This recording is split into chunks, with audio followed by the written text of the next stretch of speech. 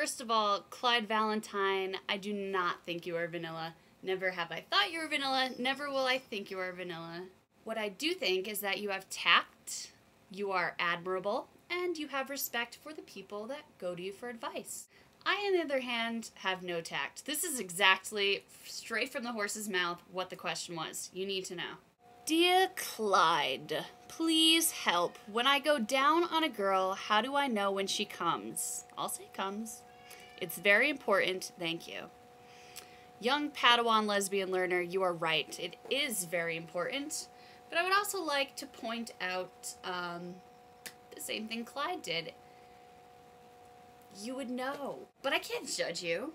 Thinking back to my first lesbian sexual experiences, which were very hazy in my college days, you know, not everything is black and white. Not everything is spelled out for you. So I'm gonna try to help you. So without further ado, I would like to give you signs your girlfriend may be having an orgasm. A report by Tanya. Numero uno. That bitch is making noise. So, what I mean by making noise, really, there's a scale. Not everybody is very sexually expressive, or sometimes it takes a while to get there. So this can include like anything from moaning to heavy breathing to expletives to fuck, I'm gonna come. Usually there is some kind of vocal cue that this is feeling good and things are gonna happen, and when you get close to the climax, this changes. The breathing gets quicker, the moaning might get more frequent and guttural or high-pitched. Oh my god. When did I become an expert in lesbian sex for you people? God. Number 2. It's the toe curling good time. Now, this doesn't mean you're supposed to like look at her toes and see if they're like, that looks disgusting. I really hope nobody hates feet. I mean, her toes could be curling. They probably are for giving her an orgasm. But what I mean is there's some tensity and rigidity in the leg section where she might be kind of thrusting her hips up a little more or like kind of tightening her legs, because right before you have an orgasm everything just kind of tightens and then it's a release. So this makes sense. So while you're down there, just pay attention to what her muscles are doing, what they're telling you. That's like a whole other thing in its own right. Number 3, twitching. An orgasm is kind of, or I've heard it defined as like involuntary spasms, and usually before the big spasm of an orgasm comes, there's like, you know, your body's reacting to the pleasure, and there's twitching that happens. Bitchin' twitchin'. Number 4. It's a slip and slide, but that bitch is wet. So, when you're aroused, there are secretions. You are wet. Secretion sounds disgusting. I can't believe I just said that word. You get wet. She should be wet in that area, and usually the more turned on you get, the more you self-lubricate. So I don't really know how to explain this one that I just wrote down, but I'm just gonna roll with it. And number 5 is the best second evs. There should be a defining second in your sexual experience with another person where you just know that they're gonna get off in like another 0.5.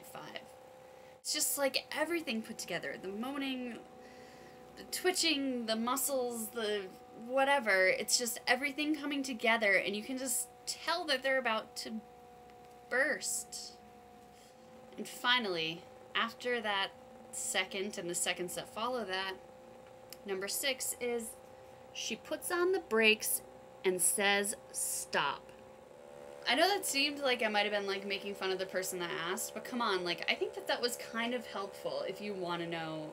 The thing is that you're gonna know if somebody's having an orgasm, but if you really don't, like this is a great reference tool. Second question. Multiple orgasms. Doing it and doing it and doing it well a lot. Step 1 in the multiple orgasm is simmer down now. Simmer plus down plus now equals simmer down now. Simmer down now.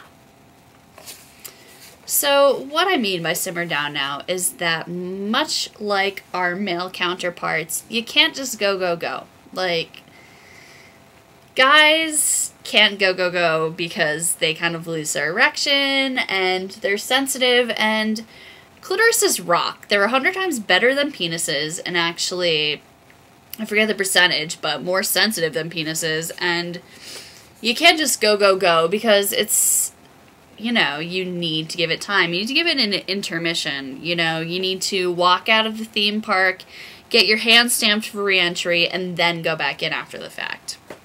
Give time for recovery. But in the meantime, keep the arousal up, and let me tell you how. There are subsections on my little list. Apparently I'm really into lists today. Booby hooters. Go for the booby hooters. For me, for a lot of girls, they're erogenous zones that are, you know, overlooked. Fondle, touch, kiss. Speaking of kiss places. Now, everybody's got a spot. Several spots. Everybody's got a spot, if not several. Kiss her neck. Kiss her collarbone. Kiss her ear. Maybe that's her thing. You don't know. Kiss and listen to her breathing and be present and figure out what she likes, like what's turning her on, and go with that. Just make the fuck out.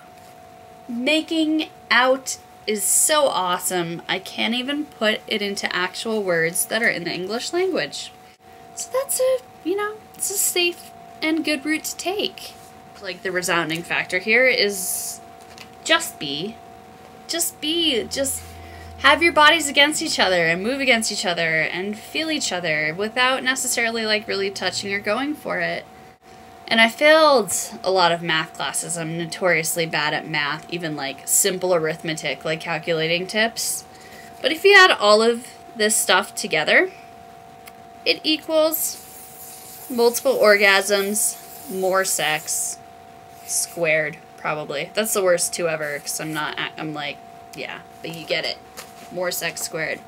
Really what it comes down to is taking the time and keeping up with the arousal and just pacing yourself until you feel the time is right. Because you can't just, like, attack a girl's clit. It's painful and the opposite of sexy. I would like to extend a very fond farewell to my friend Clyde Valentine. You looked hot as shit in your last video that you just put up.